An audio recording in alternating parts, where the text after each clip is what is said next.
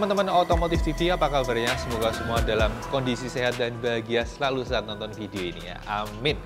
Nah teman-teman, di World Superbike 2024 ini, Toprak Razgatlioglu yang sekarang membela tim BMW Motorrad cukup mendominasi ya. Dia bisa lumayan mengalahkan rival-rivalnya, terutama ada Alvaro Bautista maupun rekan seatnya ada Nicolo Bulega dengan M1000RR andalannya ya. Gokil, dia gaya balapnya yang ya bidang spesial bisa cukup mendominasi di seri tahun 2024 ini.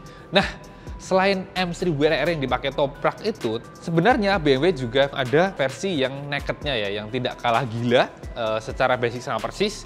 Cuma untuk yang versi nakednya yaitu ini nih, M1000R, itu tentu saja lebih disiapkan lebih untuk di jalan raya ya. Beda dengan M1000RR yang full firing, cocoknya pasti lebih buat sirkuit. Kalau ini enggak, lebih cocok buat di jalan raya karena pakai stang telanjang dan secara riding position juga pastinya sedikit lebih tegak ya, jadi lebih nyaman. Nah, ini unitnya saat ini kebetulan ready stock di BMW Motorrad Indonesia yang ada di daerah Cilandak, Jakarta Selatan. Dan harganya ternyata ya sedikit lebih murah lah dibanding M1000RR yang hampir 2 miliar. Kalau ini hanya sekitar 1,4 miliar saja atau sekitar 1 miliar 366 jutaan rupiah gitulah sekitarnya. Jadi ya cukup hemat lah, hemat dibanding yang M1000RR. Nah, dengan harga yang cukup wow itu, dapatnya apa aja sih? Nah, secara garis besar sebenarnya basicnya persis dengan tunggangan Toprak. Tapi seperti tadi saya bilang, tidak ada fairingnya, kemudian stangnya pakai stang telanjang. Nah, kayak gimana detailnya? Kita lihat aja dari area depan. Sebelum detail, lihat dulu kesaraksuran ya. Ini secara tampilan itu identik banget dengan M1000RR terbaru yang kayak dipakai oleh Toprak ya. Jadi khasnya M series ya, ada warna biru muda, biru tua, dan merah, tapi didasari dengan warna hitam, gelap, dan banyak komponen karbon. Jadi kesannya sangar tapi tetap sporty. Dan kalau dari area depan ini yang beda banget dibanding M1000RR. Yuk kita lihat langsung dari area sini. Nah kalau dari depan, karena ini tidak fairing, maka lampu utamanya sekarang menempel ke area suspensi depan teman-teman. Dan untuk lampu utamanya cukup keren ya. Kesannya tetap sangar, khas sebuah naked bike ya. Atau kalau di BMW sebenarnya ini maksudnya kelas roadster teman-teman. Nah ini ada DRL di tengah ya, tebel gitu. Lalu lampunya atas bawah, lampu dekatnya yang atas, dan untuk lampu jauhnya yang bagian bawah. Lalu di atasnya ada sedikit mungil, ini pakai karbon teman-teman untuk kayak visornya, tapi kecil banget. Lalu turun ke bawah, kita lihat adalah pastinya ini suspensi depan yang ukurannya terlihat sangat besar. Ini pakai Marzocchi, ukurannya 45 mm. Dan di sini ada steering damper ngumpet di balik batok lampunya, kelihatan ya, untuk menstabilkan arah roda depan pastinya. Dan turun bawahnya khas banget keluarga M teman-teman. Spatbor depannya sudah pakai karbon, tuh kelihatan ya, sporty banget nih, suaranya khas karbon. Nah, lalu roda depannya pastinya peleknya juga karbon teman-teman, tuh lihat, kesannya mahal banget dan juga menyumbang bobot lebih ringan teman-teman. Dan ini dibalut ban ukurannya 120/70 ring 17 dan ini pakainya Bridgestone Badleg Racing Street RS11, jadi ini sudah soft compound, cocok buat mereng-mereng gitu. Nah untuk remnya, pastinya double cakram, semi floating, dan kalipernya dari M, warnanya biru, kelihatan berkelas ya. Tapi ini sebenarnya adalah vendornya dari Nissin, jadi ada labelnya di baliknya di bagian sisi dalam gitu. Oke, kita lanjut lihat ke sisi atas dulu. Nah, ini salah satu perbedaan utama juga dibanding M1000RR. Kalau yang M1000R ini pakai stang fat bar teman-teman ya, jadi stangnya bukan stang jepit, tapi stang fat bar yang dengan racer agak tinggi sedikit. Nah, kelihatan gendut banget ya, fat bar sesuai namanya. Dan ini ada M di sini, 1000-nya di sini, R-nya di sini. Klemnya pakai CNC, jadi bagus banget, berkelas. Dan kalau untuk layar speedometernya ini persis dengan yang RR. Dia pakai layar TFT 6,5 in, dan infonya sih ya udah pasti lengkap banget. Dan tampilannya karena turunan dari motor balap, maka ini juga keren. Ini standarnya begini, sebenarnya biasa sederhana ya. Ada tachometer, speedometer, ada MID, ini odometer, trimeter, dan kawan-kawan. Lalu ini ada riding mode, yang mana ada 4 pilihan.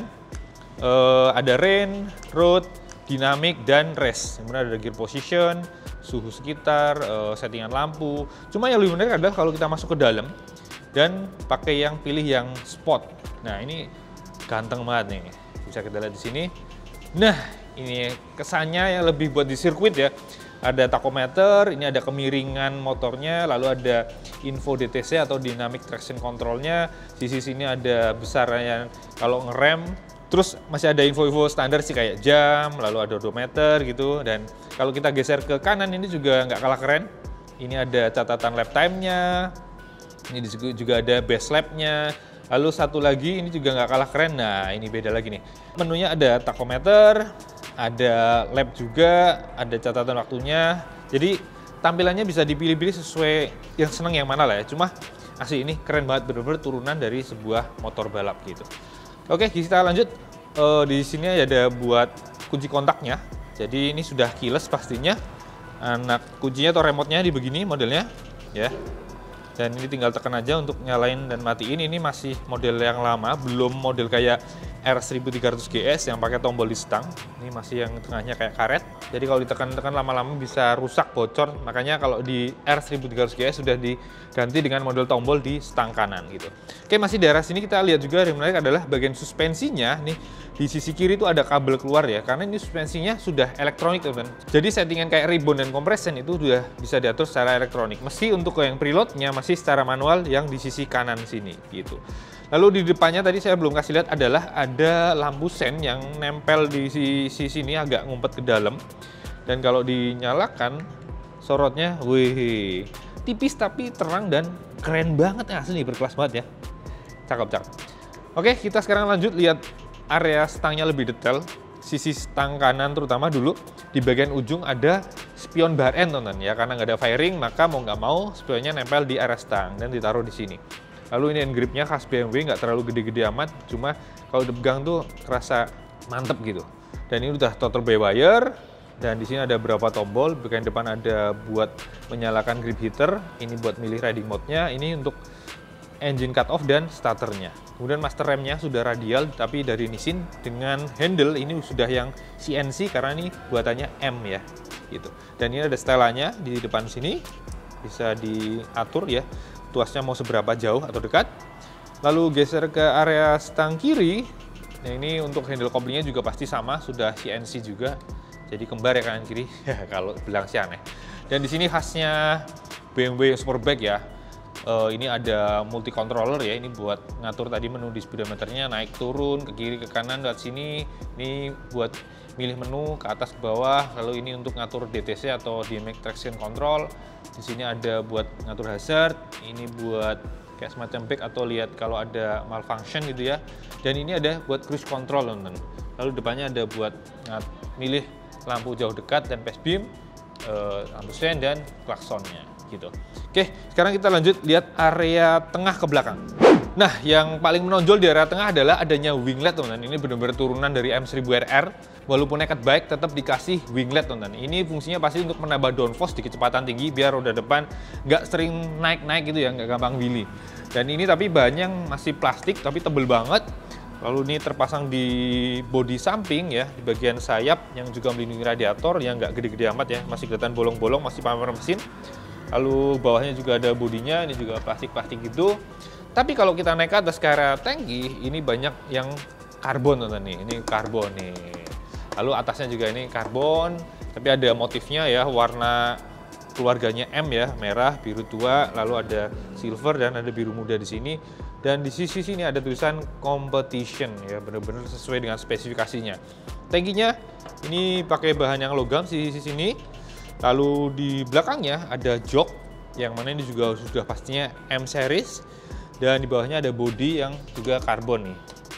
Kemudian untuk sasisnya pastinya twin spar aluminium ya, yang mana ini sebagai pegangan buat area kaki maupun mesin. Nah, kalau mesinnya ini benar-benar turunan dari M1000RR teman-teman. 4 silinder garis 999 cc, DOHC 16 katup, berbening cairan dengan transmisi manual 6 percepatan. Dan pastinya sudah ada teknologi yang shift cam ya. Dan ini tenaga maksimalnya sama dengan Superbike 205 horsepower.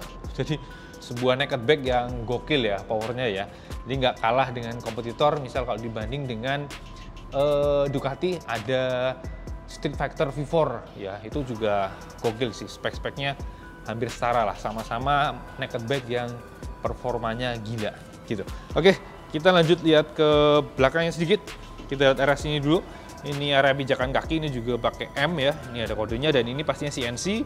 Nih keren banget, berkelas banget asli, kelihatan mahal. Dan pastinya finishing semua udah solid banget, bagus banget. Detailnya, catnya, finishing part yang karbon maupun yang CNC itu ya kelasnya udah beda lah. Lalu ke area sini ini juga ada part karbon, ini bagian hager yang terpasang di lengan ayun belakang buat roda belakang yang modelnya sudah ada kayak penguat bagian bawah gitu. Dan ini juga ada labelnya M untuk roda belakangnya, lihat. Wow, ini ukurannya sih lebar banget banyak ya, 200/55. Dan ini tentu saja juga terpasang di pelek yang berbahan karbon. Untuk remnya cakram dengan kaliper Brembo 1 piston dan dicat warna biru gitu. Nah teman-teman, di sisi belakang kanan saja kita lihat adalah silencer knalpotnya yang gede. Ini dari Akarpovic, ini titanium dengan bagian akhirnya ini karbon dan lubangnya itu termasuk kelihatan besar ya. Dan di sini kelihatan ada kayak buat masang kayak semacam DB killer. Cuma ngeplong banget. Cuma suaranya sih empuk dan pastinya belum bisa keluar plong banget ya, karena di tengah ada tembolok yang berisi catalytic converter yang pastinya lumayan meredam suara ya. Jadi kalau mau suaranya lebih keluar memang harus ganti knalpot full system biar seriakan dari mesin 4 silinder garisnya lebih keluar gitu. Tapi ini sporty banget sih standarnya juga. Untuk bodi belakang ini juga nggak kalah keren. Kita lihat ke atas lagi. Ini ada cover single seatnya. Dan ini ada air. Dan kalau membuka ini ada tutupnya, ada tulisan lift. Jadi untuk nyopot single seatnya ini harus colok-colok anak kuncinya. Jadi tadi remote-nya bisa ada kuncinya buat buka sini. Oke, kita lihat ke belakang. Lampu belakangnya simple aja, hanya ada kanan kiri karena ini fungsinya buat beberapa ya. Selain lampu senja, juga buat lampu sen dan juga rem. Nah, gitu. Cakep ya. Jadi satu kecil tapi bisa untuk berbagai macam fungsi. Nah ini terpasang di spatbor yang kecil banget ya, bisa dibilang cuma hiasan dan buat dudukan plat nomor belakang gitu. Di sini ada mata kucing. Nah kalau kita lihat ke arah sisi kiri, ini penggerak airnya pakai rantai dan ini ada pelindungnya. Ini karbon yang menyatu dengan hager. Lalu suspensi belakangnya bisa kita lihat di sini. Ini fendornya dari SAH dan ini ada setelannya berapa ya. Preloadnya di sini diputar, tekan ke sini modelnya. Dan untuk ribbon dan compression dia sudah settingannya elektronik juga, tuh ada kabel masuk ke bagian bawah. Dan ini ada buat sensor membaca struk roda belakangnya ya, jadi akan kebaca ke ECU-nya gitu. Oke, pijakan kaki kiri juga pastinya sama ya, CNC juga M. Dan ini kalau kita perhatikan lebih detail itu bisa di setel teman-teman nih. Bisa di setel sedikit ke bawah, ke atas, atau diputar lebih naik atau lebih turun. Jadi udah fleksibel banget, bisa disesuaikan dengan tinggi pengendaranya. Demikian juga dengan tuas persnelingnya, ini juga bisa di setel ya, lebih maju atau mundur, dan ini juga bisa diatur. Naik turun giginya bisa model congkel injek atau di sebaliknya dengan memindahkan tuas yang ini ke sini. Dan pastinya sudah ada quick shifternya, udah bawaan motor, up and down pastinya. Lalu di sisi kiri pastinya sama ya. Di sisi kiri juga ada wingletnya sebelah kiri yang tertempel di bodi samping. Nah, kalau posisi duduknya begini teman-teman. Jadi nggak senunduk yang M1000RR. Ya lu masih lumayan tetap condong ke depan, cuma bukan yang sampai begini ya. Yang buat di sirkuit kali ini ya buat harian pegel-pegel dikit lah, dan pastinya panas. Nah sebenarnya akhir tahun kemarin saya sudah pernah nyoba waktu tes ban Bridgestone Bandlek S23 di sirkuit Tsukuba Jepang. Sempat bawa ini, cuma waktu itu nggak sempat bikin videonya karena waktunya terbatas. Impresinya kalau secara performa nggak perlu diragukan lah ya, 205 horsepower, peak powernya itu gila banget untuk sebuah naked bike. Dan surprise-nya ini motor meski terlihat gede gitu tapi handlingnya tuh enteng teman-teman. Tentu saja itu salah satu efek penggunaan dari pelek-pelek karbon ya, sehingga beban di area bawah itu, di area roda yang brutal itu terasa enteng. Jadi di belok-belok itu gampang banget, nurut banget. Dan kalau untuk suspensinya sih karena bisa diatur, jadi disesuaikan dengan karakter dan bobot pengendara. Nah karena sudah pakai quick shifter up and down, ini kalau di sirkuit itu enak banget teman-teman. Naik turun gigi bener-bener tinggal congkel-congkel aja atau injek, nggak perlu ngopling-ngopling. Kalaupun ngopling, ini koplingnya udah enteng banget, ada asistensi per clutch-nya, jadi nggak perlu tangan pegel ya. Terus remnya ini juga udah superior lah, standar karena udah speknya udah oke banget. Jadi nggak pernah rasanya kedodoran gitu untuk saat deselerasi. Gitu.